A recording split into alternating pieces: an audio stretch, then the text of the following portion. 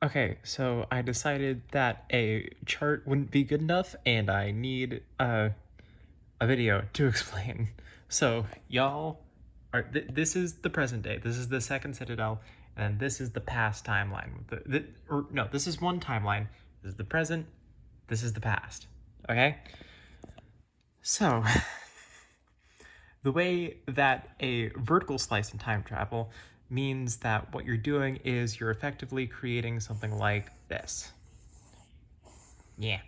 Okay, I'm drawing around my phone, so this is gonna be messy, but whatever. This is a vertical slice, yeah? So what that does is it intersects with all timelines like this and creates a branch. So we're creating a branch, and this is going down here. And we're gonna say, okay, we're gonna, fuck, one sec.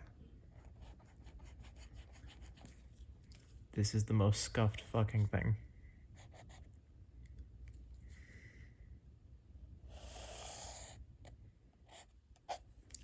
Okay, so say somebody from this as this local present came over here and created this vertical slice, yeah? So we now have a new timeline with a new local present. What happens is that these are both the present in their own respective timelines. This, yeah, okay.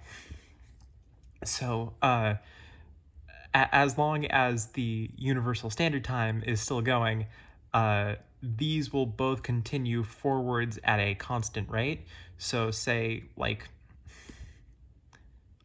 we'll say like 3 days of universal standard time passes. So you get your 3 days here, and now this is the present, and you get your 3 days here, and then now this is the present. So they've both continued forward a bit, and they still remain like the same length apart, if you understand. And then like shit gets crazy if you try doing another vertical slice time travel again, because now if you were to do it, say here, then you have both this timeline branches off and then this timeline branches off.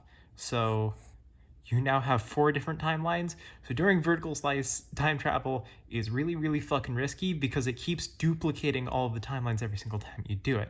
It's doubling the amount of variables that you have every time you do it, which is why the blind beholder hates vertical slice time travel, which is why horizontal slicing devices were created. A horizontal slice device, we're gonna get rid of these real quick. A horizontal slicing device recognizes, rather than picking a value on this axis and making a slice here, it recognizes a value on this axis, like say identifying this timeline or identifying this timeline, and takes you to whatever the local present is there. There are also ways to use horizontal slice time travel to go to the future, but that's extra complicated. We're not getting into that right now. What you have is a binary local context. Context means just like the value that represents this timeline and the value that represents this timeline. It's a binary local context horizontal slicing time travel device. So what that means, specifically the binary factor in it, is that you have timeline A and you have timeline B. That's it. But binary just means that it's identifying 2 different timelines, and it can switch you between the local present of this timeline and the local present of this timeline. That's it. That is the simplest form of time travel that you can access using blind beholder TSA technology.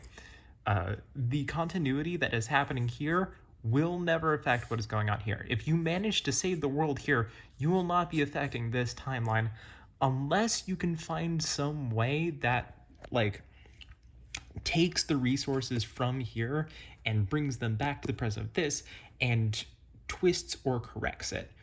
Or alternatively, you can try to make something happen called a rounding error collapse, which is when 2 timelines are so similar and so close together that they're basically the same thing, and they just fucking end up being one timeline. And this is my in-lore explanation for why I occasionally retcon shit. Is that clear? It probably wasn't clear. I don't care at this point. I was going to make a much longer video that explained all the very specific intricacies of time travel using that one TSA agent. I have the script down. I could still send the script. I just haven't gotten around to like recording and putting visuals to it. So this is this is basically all you need to know. This is basically everything.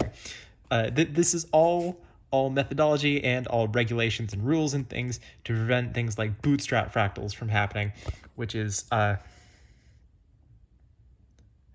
I explain bootstrap fractals? I'm cutting the video here. Fuck. Stop recording. What?